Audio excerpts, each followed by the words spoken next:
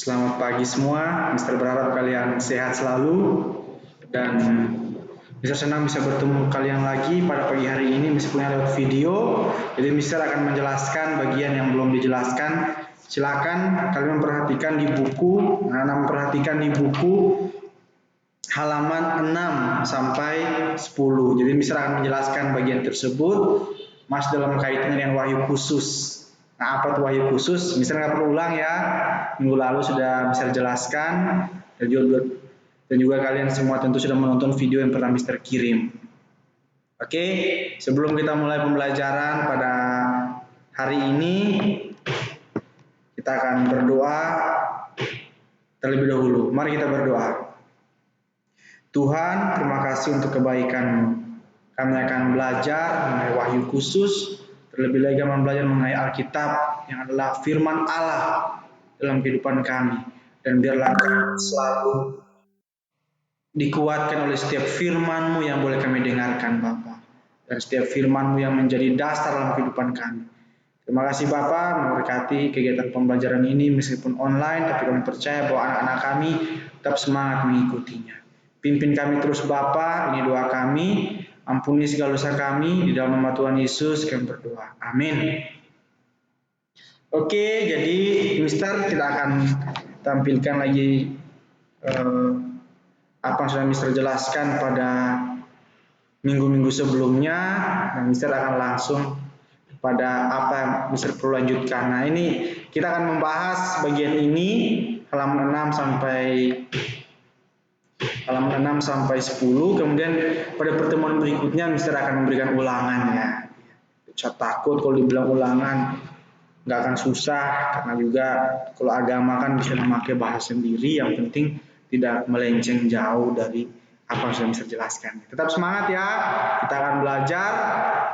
Mister berharap kalian bisa fokus, ingat tema karakter ya, terutama minggu lalu, setia dalam perkara-perkara kecil. Jadi meskipun Mister yang share video, Mister nggak tahu kalian nonton apa enggak, tapi Mister berharap kalian anak-anak yang baik, anak-anak yang setia pasti akan menonton video pembelajaran ini untuk memahami apa yang akan Mister jelaskan. Silakan diperhatikan ya.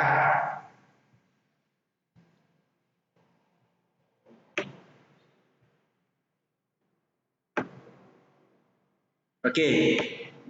Nah. Oke. Jadi sekarang Mister mau singgung lagi deh tentang wahyu khusus. Masih ingat nggak apa itu wahyu khusus? Atau masih ingat nggak dua jenis wahyu khusus? Pasti masih dong, masa nggak ingat sih? Pasti masih, karena Mister sudah jelaskan dan juga kalian bisa lihat di buku kalian sendiri. Jadi wahyu khusus yang pertama adalah firman Allah yang hidup atau Yesus Kristus. Kemudian yang kedua, firman Allah yang tertulis atau Alkitab. Nah, sekarang Mister mau singgung sedikit deh tentang untuk apa sih wahyu khusus diberikan kepada manusia? Apa gunanya?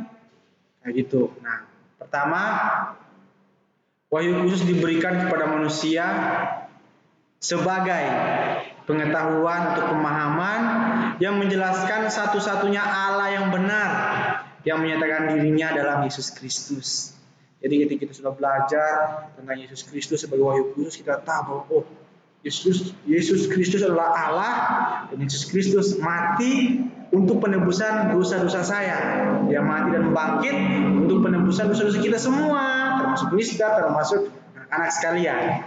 Kemudian yang kedua, tujuannya adalah sebagai pengetahuan yang menjelaskan bahwa Yesus Kristus ialah satu-satunya jalan keselamatan. Nah, bisa sudah memperlihatkan di gambar yang lalu, ada jurang nih, ada pemisah antara manusia dan Allah. Apa pemisahnya? Yaitu dosa. Nah, bagaimana manusia bisa pergi kepada Allah atau bisa melewati jurang itu? Bisa nggak dengan usaha sendiri? Oh, nggak bisa. Jadi manusia bisa datang kepada Allah hanya melalui firman Allah yang hidup, yaitu siapa?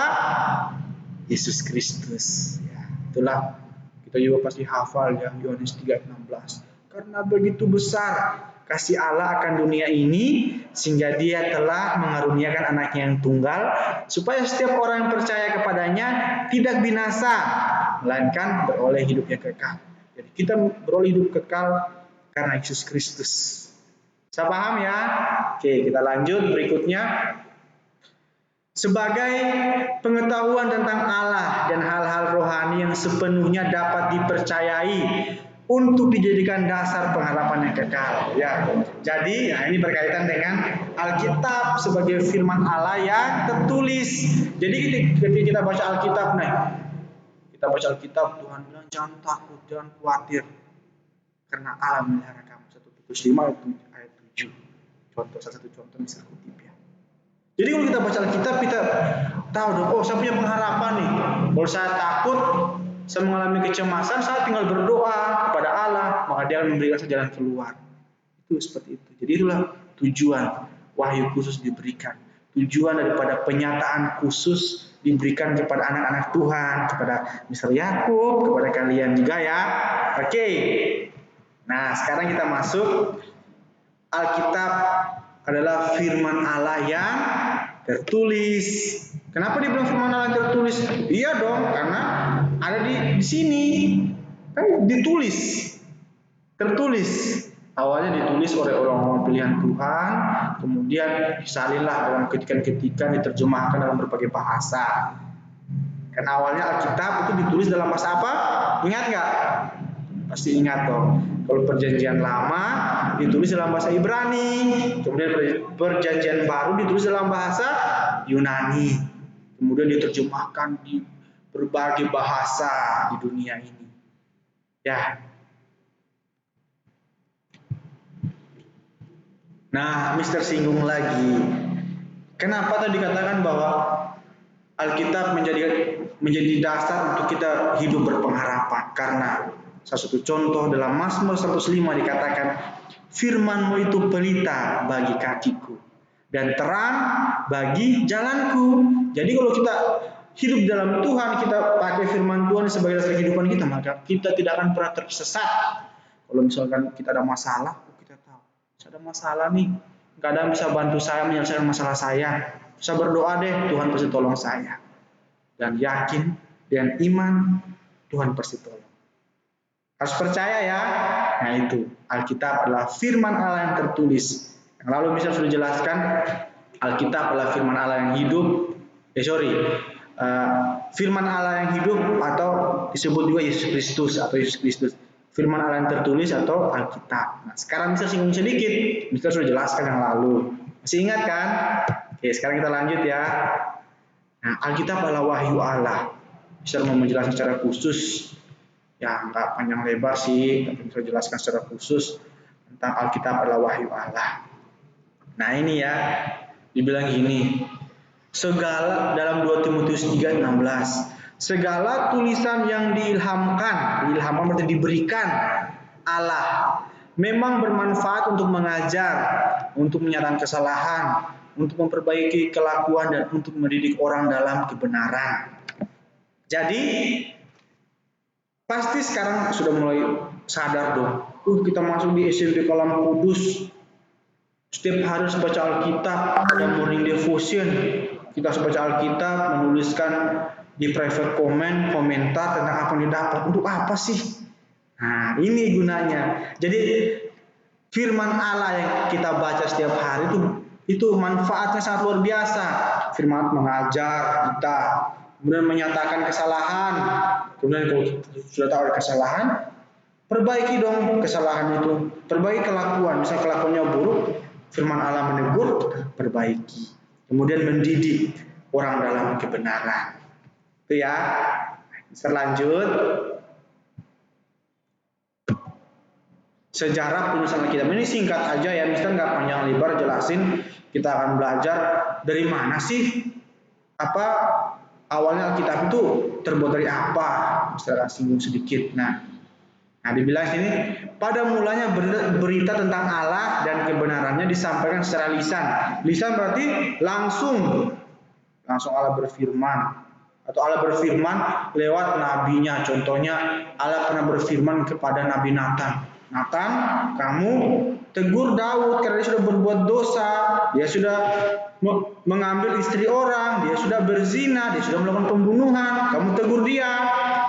Firman Tuhan datang kepada Nathan, Nathan sampaikan kepada Daud. Jadi firman Tuhan datang secara lisan dulu. Namun sering berjalannya waktu, pernyataan lisan itu kemudian ditulis oleh orang-orang dipilih secara khusus oleh Allah. Jadi contoh, jadi apa yang sudah dikatakan oleh Nathan kepada Daud itu ditulis supaya kita bisa saat ini bisa tahu. Kan Daud kan hidup ribuan tahun lalu. Kita kan nggak, kalau misalnya nggak ditulis, bagaimana kita tahu dong? Nah, jadi Nathan contohnya dia menegur Daud. Jadi kita bisa tahu, oh dulu Daud berbuat dosa ya. Meskipun dia anak Tuhan luar biasa, tapi dia tetap pernah berbuat dosa loh. Kita bisa berkata demikian. Karena itu setelah ribuan tahun awalnya ditulis secara disampaikan secara lisan dulu, kemudian ditulis. Ya, ditulis supaya kita saat ini bisa baca. Nanti juga anak-anak kita, adik-adik kita masih kecil juga bisa baca karena sumbernya sama kayak gitu ya. Oke. Nah, awalnya naskah-naskah itu ditulis di ada namanya kertas papirus. Nah, kalau di buku kalian tuh kertas papirus itu apa? Nanti dibaca ya. Di buku kalian dikatakan papirus adalah kertas yang dipakai pada zaman Mesir kuno dan terbuat dari tanaman air. Ya, itu papirus itu bahan pertama. Ada namanya pohon papirus. Jika kalian bisa lihat di buku, itu dipakai untuk menuliskan naskah-naskah apa firman Tuhan yang dulu pada zaman Mesir kuno. Ya. Kemudian kan dipikir nih atau dirasa dan memang benar bahwa papirus ini kualitasnya ya sepertinya nggak akan bagus, akan bertahan lama nih. Akhirnya digantilah kepada perkamen. Apa itu perkamen? Ya, ini lihat dari sini, ini apa ya? Kayak kulit ya? Ya, inilah kulit. Inilah perkamen. Ya, perkamen. Ya, perkamen. Nah, apa itu perkamen? Perkamen itu adalah wadah untuk menulis dari kulit binatang dan mulai dipakai pada abad keempat. Disalin yang dari papirus ini disalin ke sini supaya dia tetap kuat, tetap awet sampai pada akhirnya disalin dalam kertas-kertas yang semakin modern dan sampai sekarang kita bisa terima dalam bentuk kertas yang sangat bagus sekali seperti di dalam Alkitab ini ya. Nah, itu sebenarnya sudah ada prosesnya dari dulu. Oke. Nah, dikatakan naskah dalam perkamen, ya, naskah yang ditulis di kulit binatang tadi tidak diperoleh secara sekaligus karena ditulis oleh orang-orang pilihan di waktu dan di lokasi yang berbeda-beda. Karena itu sudah mengumpulkan, ya. Nah, kemudian Roh Kuduslah yang menuntun setiap penulis untuk menuliskan hal-hal yang perlu ditulis dalam Alkitab. Jadi, kalau ada yang bilang, ini kan tulisan manusia Alkitab ini pasti bohong, banyak hoaxnya, jangan percaya. Nah, ketika manusia menulis, Roh Kudus menuntun orang itu, menuntun pikirannya, menolong dia sehingga dia bisa menulis apa yang sudah disampaikan oleh Tuhan. Kayak begitu. Jadi jangan diragukan ya. Oke. Nah, syarat kan naskah-naskah perkamen kan dikumpulkan oleh orang-orang berbeda dari waktu yang berbeda. Nah, apa sih syaratnya supaya diterima menjadi Alkitab yang utuh seperti ini? Nah, ada syaratnya. Jangan sampai nanti ada ngaku, ini kan Alkitab juga, kita harus terima. Nah, ada syaratnya. Nah, pertama, naskah-naskah tersebut ditulis oleh para nabi atau rasul. Contohnya ada menulis Nabi Samuel, Musa, atau rasul siapa ya? Paulus, ada Petrus, ada Yohanes. Kalau mereka tulis kita terima, kita nggak bisa tolak. Tapi kalau misalnya yang bilang yang tulis itu misalnya dulu ada Mister Yakub, nggak bisa diterima, dia kan bukan nabi atau rasul, kayak begitu ya. Oke. Nah, isinya tidak bertentangan antara kitab yang satu dan kitab yang lain. Kalau misalnya contoh nih, misalkan kan di kitab Lukas atau di kitab Yohanes mengajarkan kamu harus saling mengasihi. Nah, contohnya gitu. Kamu harus mengasihi musuhmu dan berdoalah bagi mereka yang menganiaya kamu atau yang jahat kepada kamu. Nah, di kitab Matius pun dia nggak boleh bertolak belakang. Jangan bilang di kitab Matius kamu harus mendoakan orang-orang yang kamu harus mengasihi orang-orang yang seiman dengan kamu aja, yang enggak seiman ya udah kamu jangan kasih, jangan mendoakan mereka. Kasihilah, kamu bisa mengasihi musuh contohnya. Padahal di kitab yang lain bilang kamu harus mengasihi musuh. Jadi itu tidak boleh saling bertolak belakang, harus sama.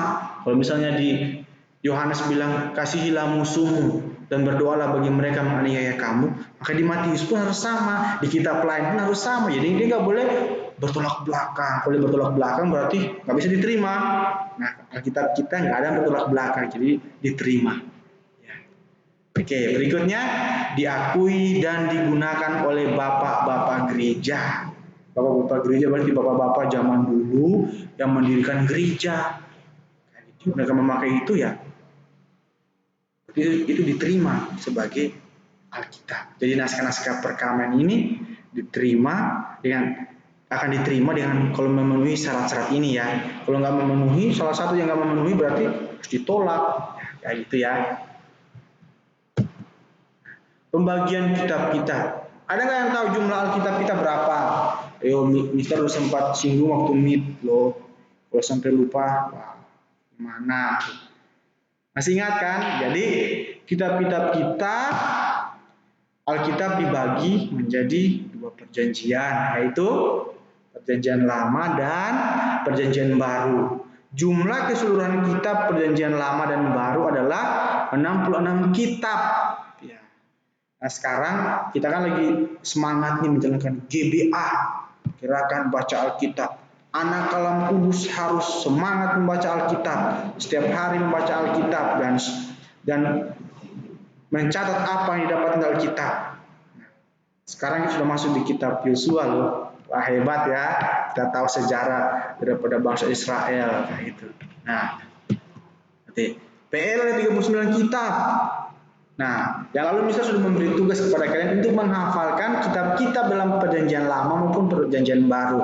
Nah, Mister saat ini hanya akan menjelaskan sedikit tentang pembagian kitabnya, bukan nama-nama kitabnya dari Kejadian sampai Wahyu. Mister percaya kalian udah tahu, kalian kan anak-anak pintar. Dan Mister minta sebentar kalian kirimkan hasil rekaman video kalian ketika kalian menghafalkan kitab-kitab di Alkitab. Ya. Jangan terbalik ya. Oke. Nah, pembagian kitabnya ada namanya kitab Taurat. Taurat, kitab pengajaran. Ini yang tulis adalah Musa 5, kitab Musa itu disebut juga kitab Taurat. Kitab sejarah. Kitab sejarah itu berbicara mengenai bagaimana sejarah bangsa Israel ketika mereka keluar dari Mesir sampai mereka mulai di padang gurun sampai mereka masuk tanah Kanaan. Kitab syair, ya itu salah satu contohnya Mazmur, Amsal itu bicara mengenai syair-syair ya. Kalian tahu lah dalam bahasa Indonesia syair seperti apa.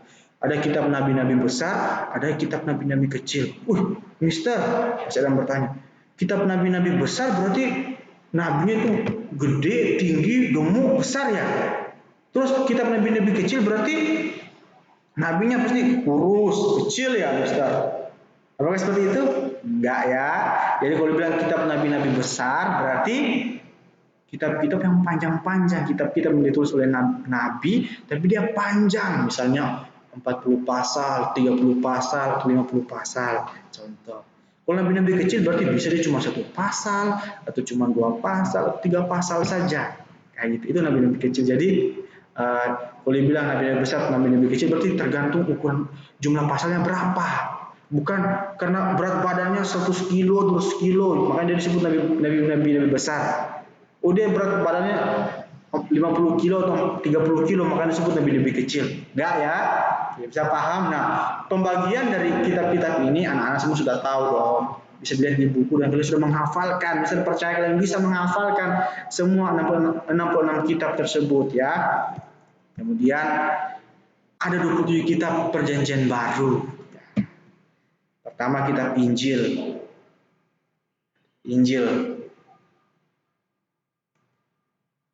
Kitab Injil berarti Matius, Markus, Lukas, Yohanes, ada 4 kitab Injil.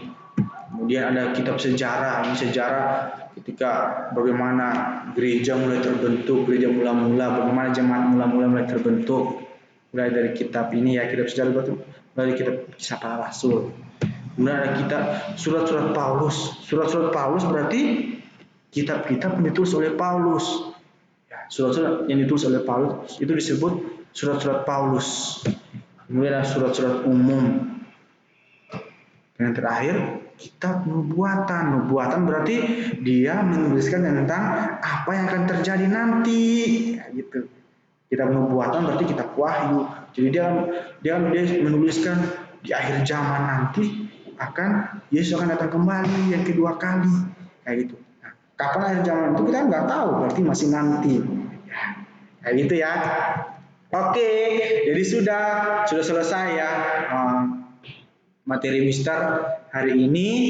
Jadi Mister senang kalian bisa belajar yang baik dan Mister menunggu video kalian yang menghafalkan nama-nama kitab di dalam Alkitab. Dan karena ini materi terakhir, nah jadi minggu depan kita akan ulangan. Silakan pelajari yang Mister sudah jelaskan atau pelajari juga inti-intinya yang ada di buku ya, yang bab 1. Jadi tetap semangat.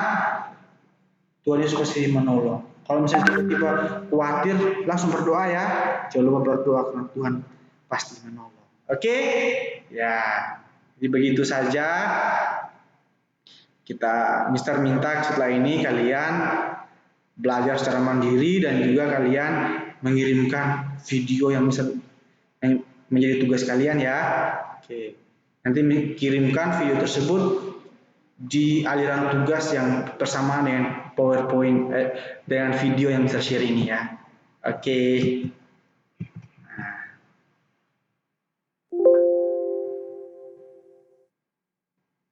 Kita berdoa dulu ya. Oke, mari kita berdoa. Nah, semua lipat tangan, tutup mata, kita berdoa. Tuhan, terima kasih untuk kasih-Mu. Biarlah apa yang hamba jelaskan boleh dimengerti oleh anak-anak-Mu dan biarlah mereka menjadikan firman-Mu sebagai suluh dan terang bagi jalan mereka. Terima kasih Bapak, pimpin terus anak-anak kami ini kelas 7 dalam mereka beradaptasi dengan SMP, yang menolong mereka, biarlah mereka boleh beradaptasi dengan baik ya Bapak. Terima kasih Bapak, kiranya Kau memberkati orang tua mereka yang bekerja keras untuk membiayai kehidupan anak-anak kami. Ajar anak-anak kami untuk tahu bersyukur dengan cara mereka rajin belajar Bapak. Jika masih ada orang tua mereka yang kesulitan ekonomi karena corona, kiranya Engkau yang memulihkan kembali perekonomian mereka Bapak. Terima kasih Bapak, pimpin kami terus, ini doa kami, ampuni segala dosa kami, dalam nama Tuhan Yesus kami berdoa. Amin. Oke, terima kasih. Jangan lupa yang minggu depan kita ulangan. Kita akan pakai Google Form seperti yang Mister pernah jelaskan sebelumnya. Tetap semangat, Tuhan Yesus memberkati. Bye-bye.